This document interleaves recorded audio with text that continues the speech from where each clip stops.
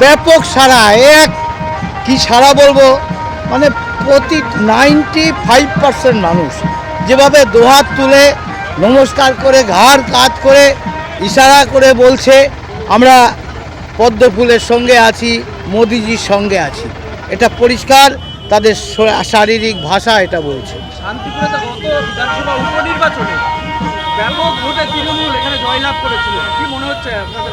দেখুন, উপনির্বাচনে ছাপ্পাই বেশি হয়, তারই বদলা এবার দেওয়ার জন্য তারা তৈরি আছে।